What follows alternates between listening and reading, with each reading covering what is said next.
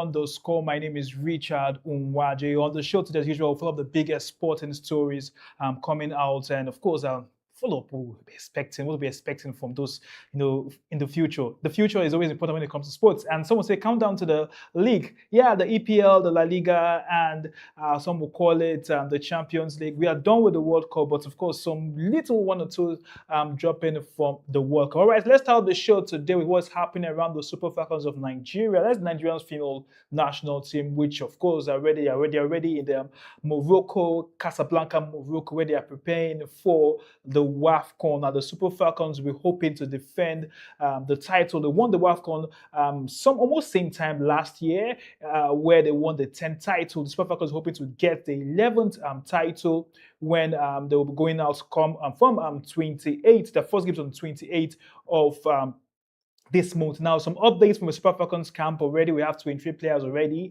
Folishade Ejimilosu joined the rest of the players at the camp. And information just getting to me some few minutes ago is that the Super Falcons of Nigeria will play a friendly game tomorrow against Tanzania.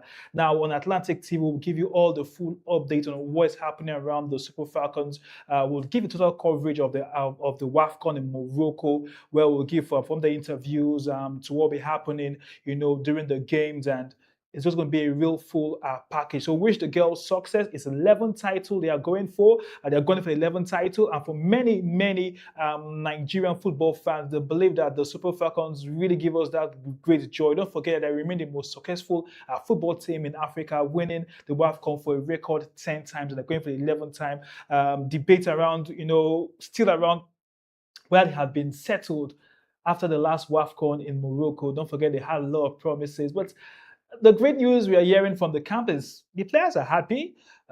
Great joy from the players, meeting themselves. Although some are speaking around the fact that they don't have enough friendly games to prepare ahead of the WAFCON. But of course, one game ahead against Tanzania tomorrow, and we'll see what happens around our very own dear Super Falcons. All right, from there to go, what's happening around this man called Cucurella. The World Cup is over, but someone talk about the fact that it's still having a way of just call it a spillover from the World Cup. And Cucurella is speaking about the fact that he is super excited. His dream has come true after winning the World Cup with the Spanish team. Spain defeated Argentina in what many will call the game of the games in the FIFA World Cup that took place in the USA, Canada, and Mexico. Now, Corella believes that, that was a dream come true for him. He dreamt, and he felt, and he has touched the trophy.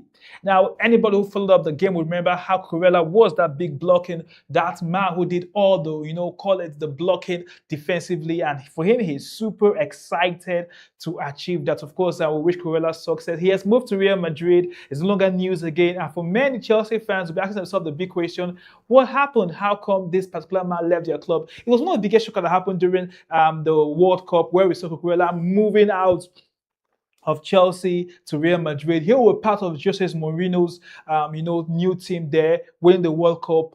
I tell you, the guy is fired up to do the great things for Real Madrid. So we wish Cucurella success, and of course, the Spanish team and their players after winning that historic World Cup. And what's happening around let's talk about what's happening around this other man, Saka. Saka had the dream to win the World Cup. As for Saka, he feels he cannot play so much World Cup after now. Now, the great dream of every player is to play in the World Cup, not just once, but twice. Some players have been dreamed to have the chance just to do the same thing the likes of the Messi and Ronaldo have done. Of course, Ronaldo playing in 6 different World Cup, which is a record for him, scoring in 6 different World Cup, a major record, and every single player would like to have that. But for this particular man they call Saka, he's saying age is not really on the side. His team England finished in the top place position, and he believes that I would love to win enough. I would love to win a lot of trophies more, but I don't believe I can still do that with my age and playing the World Cup. And the big talking point to be around, Saka, the effect he had in that third place match against France. And some will be asking the question, why was Saka not part of the games of England in the World Cup, or maybe not starting? Many talking points are from the English national team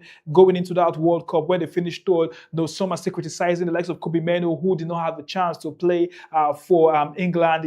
Thomas Tuchel giving the defense why he could not play. But beyond everything, some would say maybe an improvement from the English national team. Some would say maybe they need to be more tactical in terms of their game. That will be what most of the football fans will be saying around them. But the World Cup is over, and as I always say, it's time to focus a bit on club football and see what will happen around club football. But still having this spill over from the World Cup really makes it very, very nice for us, because for the Spanish fans, for the Spaniards, they are super happy with what have happened and the fact that yes, they have won the World Cup. I'm talking about win the World Cup. This man is still very, very sad. Emiliano Martinez. Now, Martinez, the goalkeeper of the Argentine national team, who gave his all, and according to him, he still feels very, very sad. According to him, he expected his team to win the World Cup. According to him, this is not what we expected. And he still lives with the pain of not winning the World Cup. He thought he would win the World Cup for the second time. Don't forget that these guys won the World Cup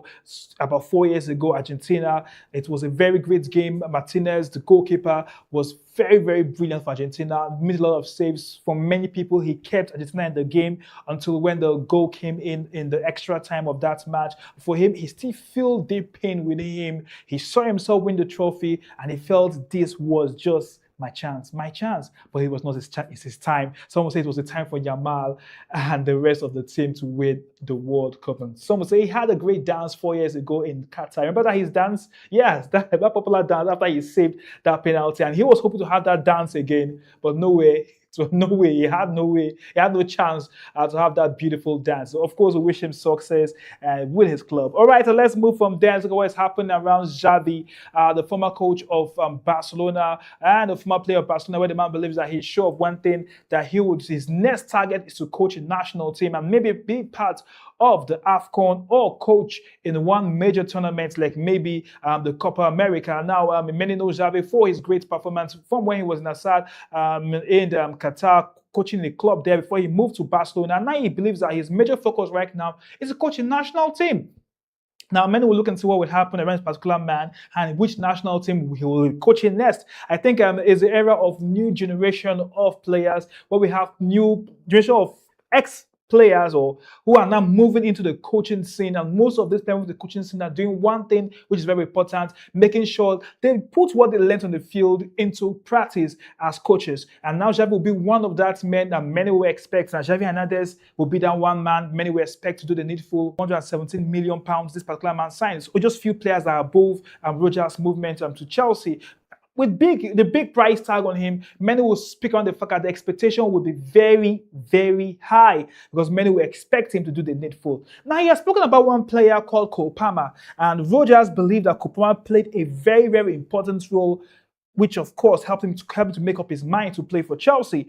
He believed that, according to Rogers Morgan, the Chelsea midfielder, or some will call him winger, some will call him striker, whatever you want to call the playmaker of Chelsea, the man they call Cole Palmer. According to Rogers Morgan, he kept calling his phone and saying, "Come and play for our team, come and play for our team." And he had to make up his mind that he has to play for Chelsea. We wish him success with the Blues, and I always say people playing for Chelsea is never easy. You always have that big expectations because Chelsea is a club that is known to win the trophies. However, many critics of Chelsea will come up with the theory of the fact that Chelsea have changed since after the Abramovich era, where Chelsea have pulled over from winning trophies but to doing just business and just get players, buy them for some kind of cheap amount of money and give them the 7 years or 8 years deal. But some will speak on the fact that having Morgan come in for around this price is not one of those cheap deals. This is a big deal, that you expect the player to do well. So what's happening? Different players still making the movement. And for me, I will tell you something. I believe that this is the real period in the transfer window because the World Cup is over right now.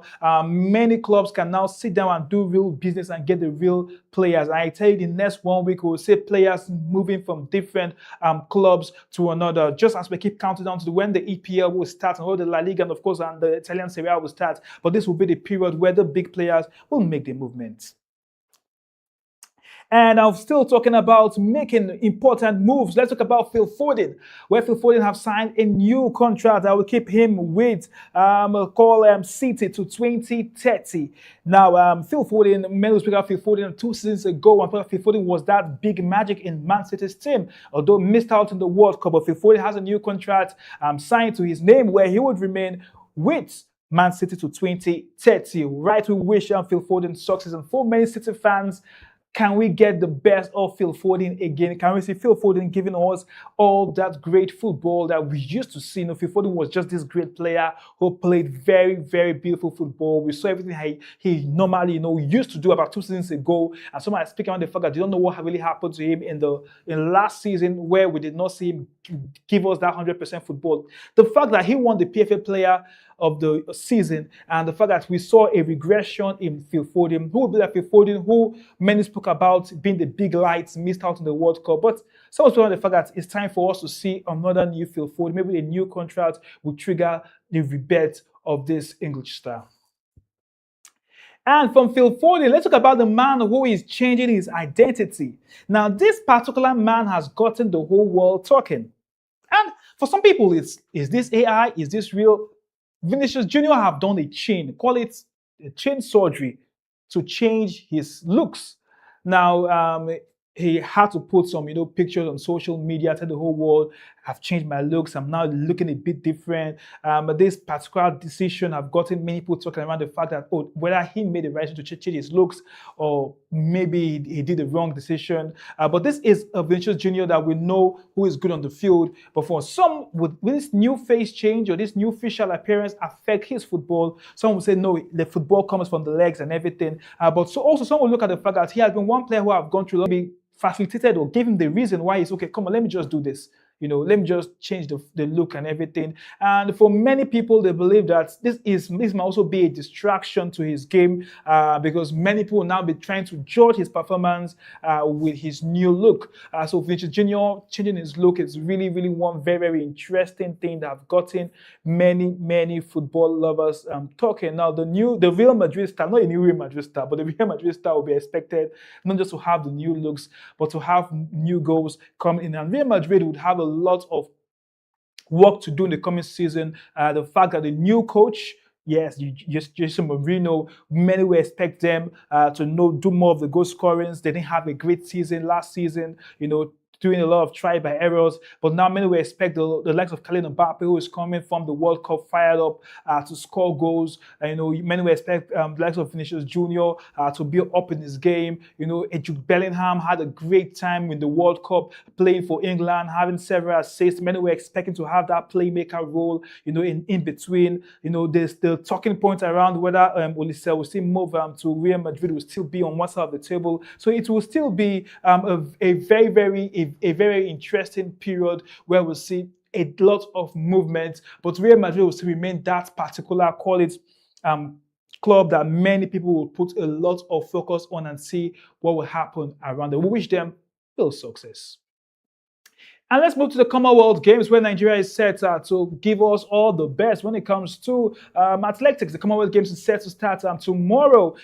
Call it what many will call that big time, 24th of July. Now, many are expecting the team Nigeria to fly high in the Commonwealth Games. The Commonwealth Games have always been that beautiful tournament whereby we see maybe Nigeria winning medals compared to what happens during the Olympic. Now, Team Nigeria, of course, have already arrived in Glasgow, where that particular, call it, Commonwealth Games will take place in United Kingdom. So let's see what happens around Team Nigeria.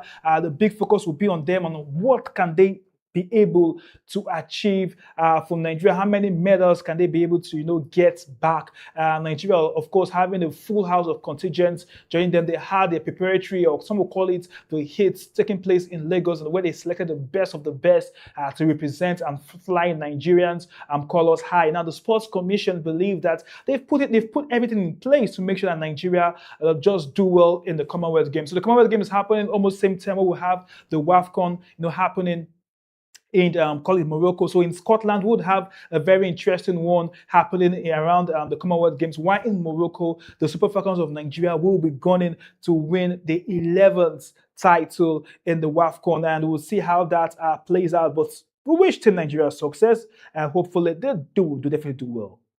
And let's move from there and talk about something very interesting. Now, during the World Cup period, when we had the World Cup roundup show, we always had this part we called What is Trending. And what is trending is not ending just now. What is trending is moving with us, and this one is moving into beyond the score. All right, so today we look at a very interesting video, and some will call it Class, Respect, and Legends. A particular video of the man they call Ramos going to give Messi this very passionate hug, and for many people this means a lot. You know, the respect, and you want to talk about Messi, you talk about football, and the fact that these guys went against themselves during their playing time, or when one was in Barcelona, the other was playing for Real Madrid. Of course, Ramos Real Madrid, Messi playing for Barcelona, but the respect remains there, and that's the beauty of the game. That's why I tell people, never you fight because of football, because most times these guys are always friends outside the field. You're the one that will always get to quarrel,